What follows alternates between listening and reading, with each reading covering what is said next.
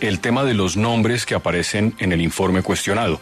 Hay nombres allí que no participaron de manera alguna en la elaboración del reporte que a muchos expertos les parece mal hecho, con cifras confusas y conclusiones que son falsas. La ministra Vélez dijo ayer esto sobre la participación de la viceministra de Energía, que lo sigue siendo a pesar de que ya ha presentado su carta de renuncia, Belitza Ruiz, en el informe.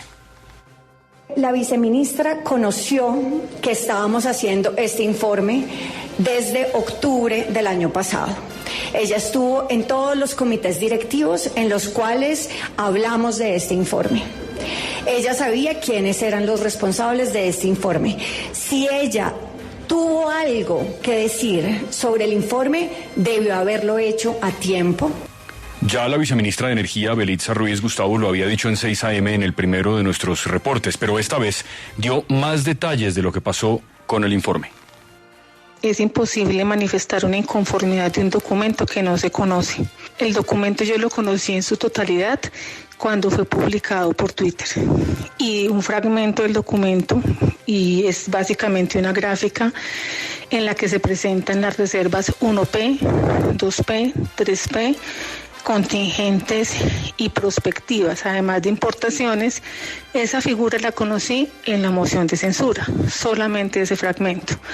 Entonces, no es posible que yo haga un análisis o un cuestionamiento de algo que no se presentó anticipadamente y nunca pasó por mi despacho.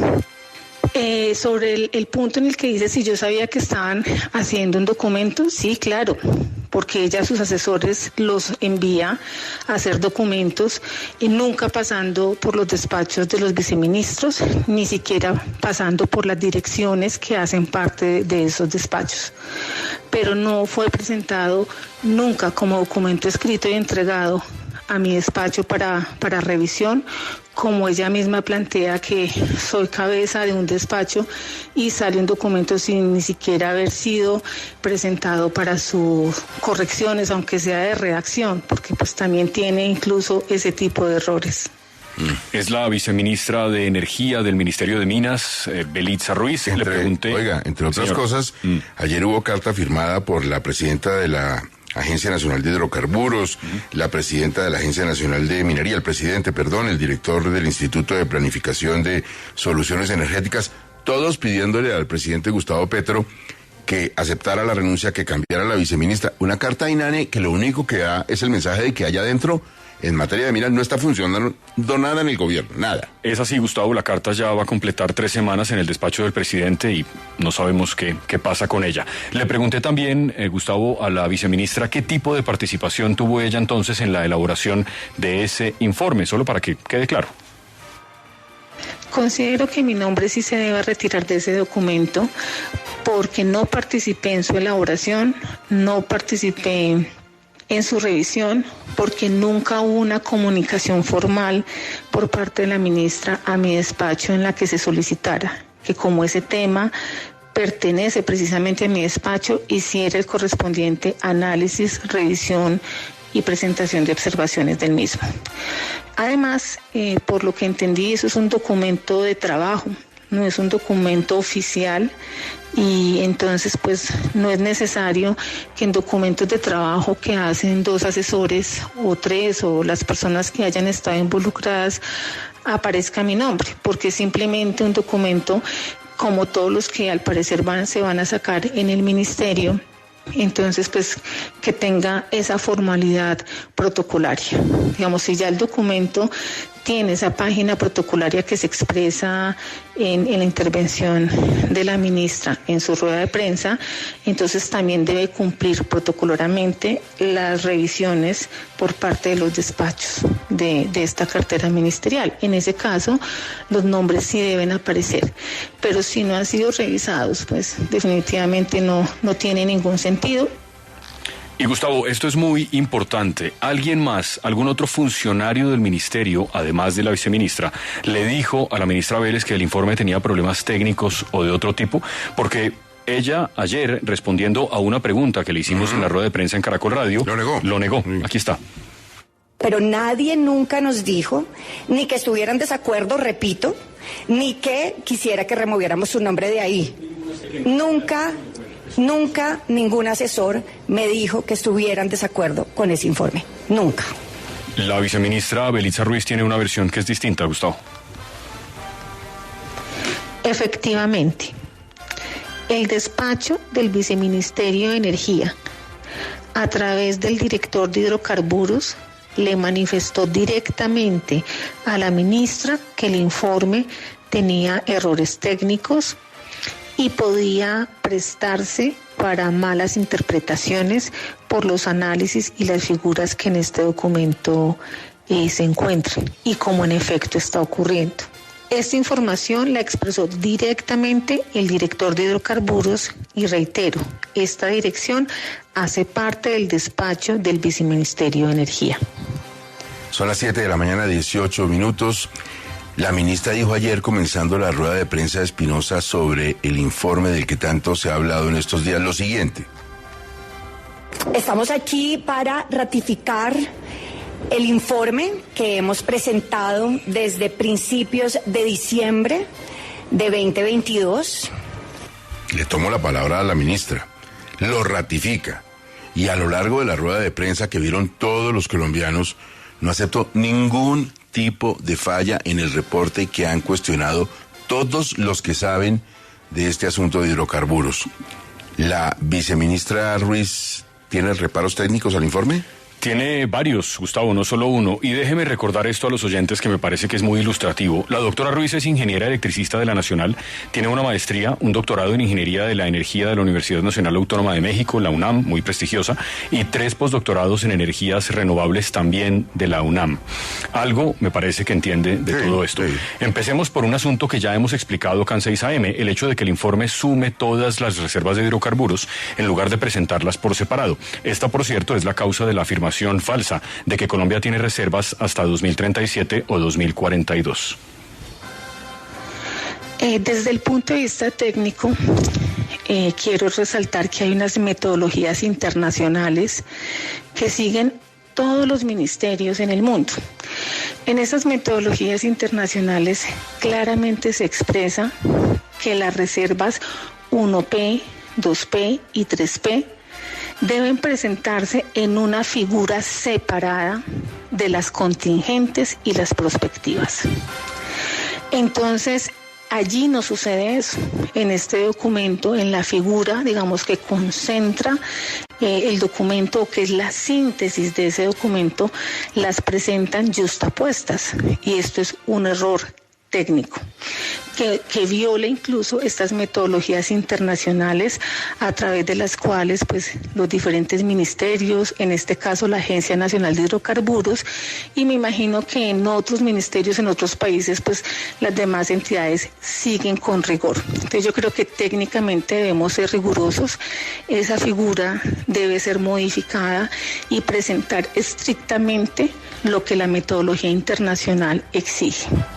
Por cierto, Gustavo, y esto no es menor, esta gráfica mal hecha, como explica la doctora Ruiz, fue usada en el debate de moción de censura por la ministra Irene Vélez, haciendo exactamente lo que dice la viceministra, que no se puede hacer. Aquí está.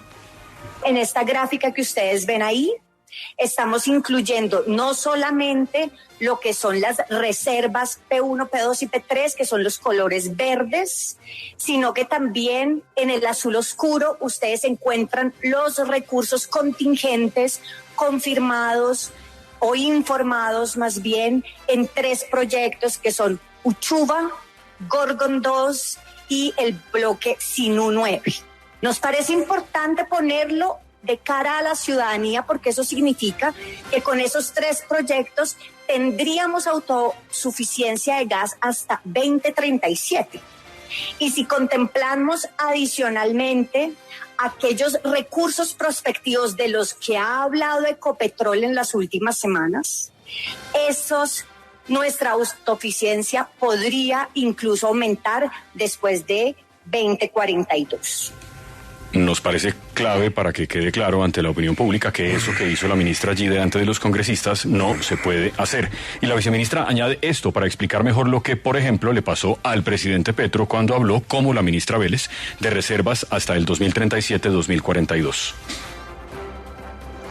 Otro elemento técnico que no no es muy claro y que se presenta en términos de los totales, de las cifras concretas que requiere el presidente para que no dé información que no corresponde con la realidad. Es el análisis probabilístico de las reservas 1P, 2P y 3P, que respectivamente es 90, 50 y 10%. Aunque tengamos las cifras desagregadas, no podemos olvidar que esto surge de un análisis de probabilidad. Y eso quiere decir que nunca hay 100% de probabilidad de ocurrencia de la extracción de un recurso energético como son los hidrocarburos.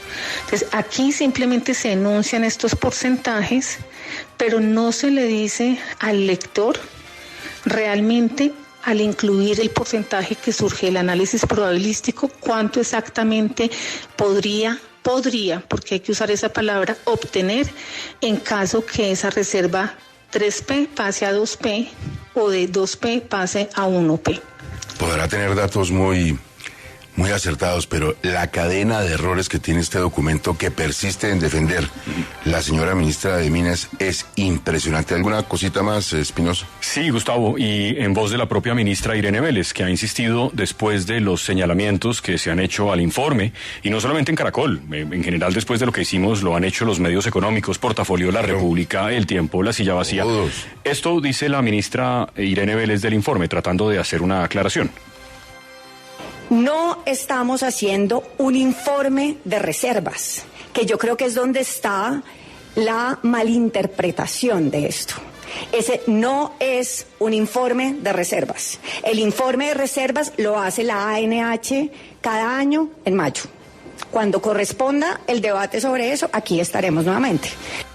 En efecto, hay que esperar hasta mayo, ministra. El tema es que la propia ministra recuerda acá cómo se titula ese informe, que según ella no es de reservas, pero se llama...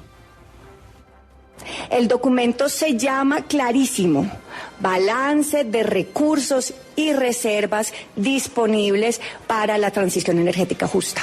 ¿Qué le digo, Espinosa?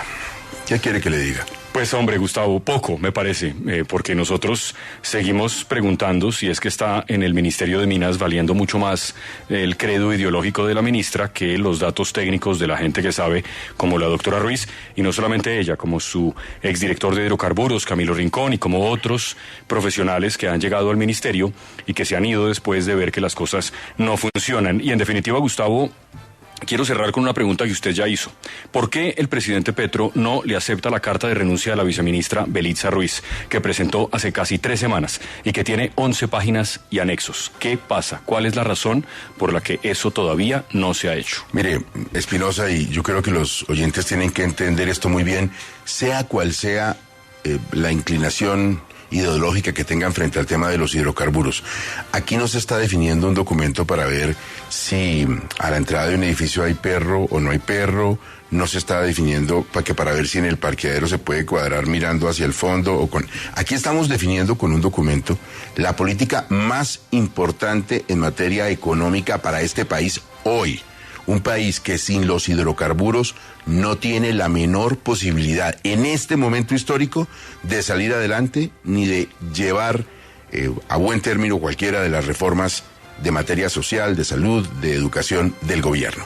Entonces, el planteamiento es el siguiente y hay que hacerlo con todo el respeto del mundo a la ministra de Minas. Una de dos. O la señora ministra, en el afán de sustentar la idea que tiene de cómo debe ser la transición de hidrocarburos, pidió que le arreglaran unas cifras para que el documento respondiera a lo que quiere, o para darle gusto a la ministra, o para ayudarla, los asesores que lo redactaron manipularon esas cifras que pueden ser reales, pero no están bien presentadas, y en los dos caminos estamos en la misma situación. ¿Por qué la señora ministra de Minas persiste en amarrarse al ancla de un documento con errores técnicos y de apreciación de los datos y que no cumple con ninguno de los protocolos internacionales? ¿Por qué, Espinosa? ¿Por qué lo hace la ministra? Sí, esa es la gran pregunta, Gustavo. No entendemos.